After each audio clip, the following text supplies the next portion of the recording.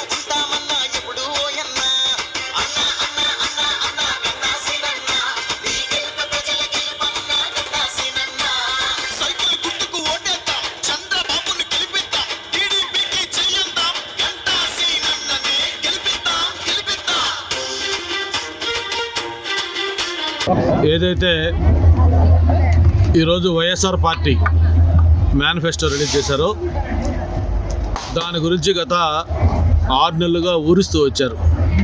మా మేనిఫెస్టో వస్తూ ఉంది, మేధావులతో దాని మీద ఫీడ్బ్యాక్ తీసుకుంటా ఉన్నాం, సంప్రదింపులు జరుగుతూ ఉన్నాం.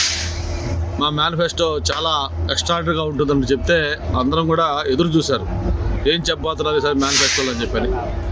అయితే ఏదో దీనినట్టుగా అది తుస్సు అనిపించింది.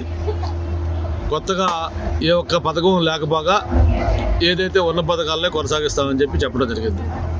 అంతేకాకుండా ముఖ్యంగా తెలుగుదేశం పార్టీ ఏదైతే సూపర్ 6 పేరుతోటి అన్ని వర్గాలని ఆకట్టుకునే విధంగా మేనిఫెస్టో చెప్పిందో దాన్ని కూడా వాళ్ళు విమర్శిస్తూ ఉన్నారు. దానికి 2 లక్షల కోట్లు కావాలి, లేకపోతే 1,50,000 కోట్లు కావాలి, లేకపోతే ఇన్ని లక్షల కోట్లు కావాలి. మా మేనిఫెస్టో ప్రకారం అయితే 70,000 కోట్లు సరిపోతుంది, మా దానికైతే బడ్జెట్ సరిపోద్ది, మిగతా దానికి బడ్జెట్ ఎక్కడి నుంచి వస్తుంది, కేవలం అది బూటకం తప్ప మేనిఫెస్టో కాదని. అయితే ఇక్కడ మనం గమనించాల్సింది ఏంటంటే తెలుగుదేశం పార్టీ ఎప్పుడు కూడా సంక్షేమ పథకాలకు వ్యతిరేకం కాదు. సంక్షేమ పథకాలు అసలు స్టార్ట్ చేసిందే తెలుగుదేశం పార్టీ అన్న ఎన్టీఆర్ గారి దగ్గర నుంచి. గతంలో 2014 కొత్తగా ఏర్పడిన రాష్ట్రం, లోటు బడ్జెట్, ఒక అసెంబ్లీ భవనం లేదు, సెక్రటేరియట్ లేదు, క్యాపిటల్ భవనం లేదు, చివరికి ముఖ్యమంత్రి కూర్చోవడానికి కుర్చీ కూడా లేకపోతే బస్సులో నుంచి పరిపాలన స్టార్ట్ చేస్తే మనకున్న బడ్జెట్ అప్పుడు ఉద్యోగస్తుల జీతాలు కూడా సరిపోయేది కాదు. ఆ రోజు నుంచి చంద్రబాబు నాయుడు గారి యొక్క అనుభవంతో, ఆయన యొక్క విజన్ తోటి రాష్ట్రంలో పరిశ్రమలు తెచ్చి సంపద సృష్టించి ఏదైతే ఒక పక్క అభివృద్ధి మరో పక్క సంక్షేమం రెండు కూడా సమన్వయం చేస్తూ రెండు బ్యాలెన్స్ చేసుకుంటూ ఈ కొత్తగా ఏర్పడిన రాష్ట్రాన్ని దేశంలో నెంబర్ 1 రాష్ట్రంగా 5 ఏళ్లలో డెవలప్ చేసిన విషయం కూడా మనం చూసాం. మేము చెప్పేది ఏంటంటే ఏదైతే సంక్షేమ పథకాలు ఉన్నాయో సంక్షేమ పథకాలు ప్రజలకు అవసరం, తప్పకుండా చేయాల్సిందే. కాకపోతే సంపద సృష్టించకుండా, సంపద పెంచకుండా ఉన్న ఆస్తులు అమ్మేసి లేకపోతే తాకట్టు పెట్టి దాన్ని మేము సంక్షేమం చేస్తామంటే అది కరెక్ట్ కాదు. ఈరోజు పరిశ్రమలు రావాలి.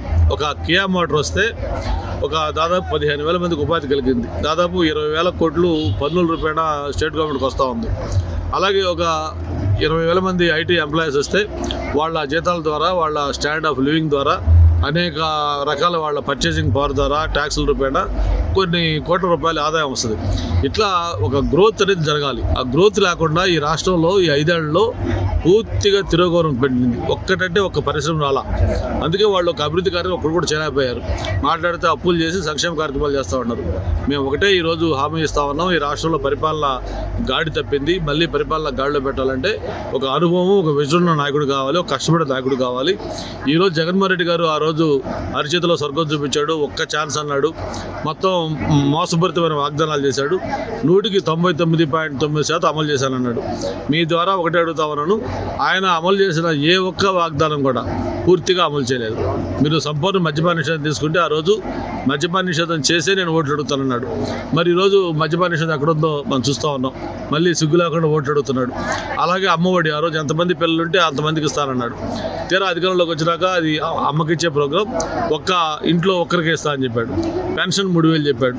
ఆ 3,000 కూడా దానికి 5 ఏళ్ళు పట్టింది 3,000 ఇవ్వడానికి. ఇలా అన్నీ కూడా ప్రతి ప్రోగ్రాం కూడా ఏదో పేచి పెట్టాడు, మెలగి పెట్టాడు, దాన్ని తుట్టుపొడిచాడు. మద్యపాన నిషేధాలు అంటే అసలు పూర్తిగా ఆయన నిర్లక్ష్యం చేసి వదిలేశాడు. ఈరోజు నైతికంగా జగన్మోహన్ రెడ్డికి ఓట్లడిగా హక్కు లేదు.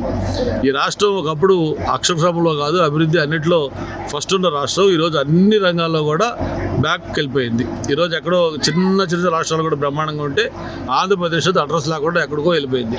మళ్ళీ దానికి ఆ పూర్వవైభవం రావాలంటే ఈరోజు ఒక అనుభవం నాయకుడు కావాలి. అందుకే చంద్రబాబు నాయుడు నాయకత్వం, ఒక పక్క పవన్ కళ్యాణ్ గారి సపోర్టు, మరో పక్క కేంద్రంలో బీజేపీ సపోర్ట్ అన్నిటితో కలిపి రేపు ప్రభుత్వం ఏర్పడబోతా ఉంది.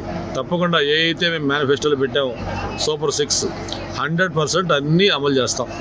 ఏదైతే వైఎస్ఆర్ పార్టీ ప్రచారం చేస్తున్నట్టు సంక్షేమ కార్యక్రమాలు చంద్రబాబు వస్తే ఆగిపోతాయని చెప్తా ఉన్నాడు. సంక్షేమ కార్యక్రమాలు అంత ముందు కూడా ఉన్నాయి. సేమ్ పెన్షన్ అంతకుముందు చంద్రబాబు నాయుడు ఇచ్చారు. ఇవన్నీ ఇంత కాకుండా ఎన్నో సంక్షేమ కార్యక్రమాలు గతంలో ఇచ్చినాయి. అవన్నీ ఖచ్చితంగా కొనసాగుతాయి. 100% అన్నీ కూడా అమలు చేస్తాం.